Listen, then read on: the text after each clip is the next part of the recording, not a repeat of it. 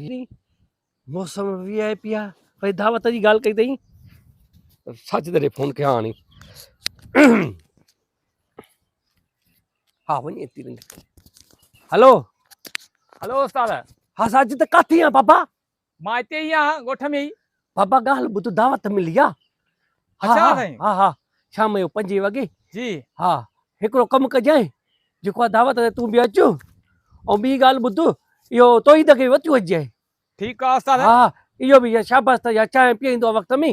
हां दावत मिली आ किस्मत सां अचो अचो अचो बस बाबा असां हाणे अची ता उस्ताद बस तोई तक वती तो अचां चार थियां हाँ बस अचो ठीक आ कलाक अध में हलूं था हां बाबा अचूं ता असां हां हां जल्दी जल्दी जल्दी अस्सलाम वालेकुम उस्ताद अरे दर सामू बिठा हो इते शाबला गोठ में बिठा दे ना उस्ताद हां इते साइड में बिठा दे अरे गाल बुत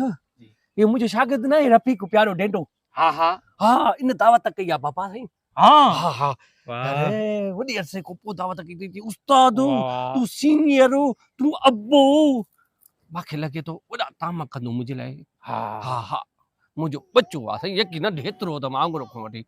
जेको सिखिया नी मास पढ़ायो हकीकत मास आ उस्ताद हा ओ जेको तैयारी करे आयो तैयार त आहियां असां तैयार आहियूं हा पर हिकिड़ी ॻाल्हि आहे उस्ताद वरी छा थियो आ मां खाईंदो आहियां घर में छेलो छेलो हा पोइ मिड़ई छेले जो थी वञे सिस्टम त पोइ हलूं था हा को बाबा मसइलो छो न न छेलो नी हा हा मां छेलो छेलो खाईंदो तो को मसलो ही नहीं नी हुन जे अॻियां आहियां। वो हाँ तो 15 मिनट आईंदो मुझे करी पोइ हलूं था उस्ताद बस हा हा हा तैयार आहियूं ठीक है तू हा छेलो खाईंदे न हा सही है को मसलो ही न ओ हे तो छेलो वेलो न खाईंदो न हे भी छेलो खाईंदो तूं छा खाईंदे दावत आ मूंखे त हा बाबा बाबा मूंखे त बिरयानी पसंदि थी बिरयानी हा ज़ाहिर दावत आ हा दावत आ त बिरयानी भी थींदी मानी थींदी जेको आ त छेलो थींदो हकीकत आ उस्ताद ईअं अचो अचो अचो अचो हलो हलो अचो हलो अचो हलो अचो हलो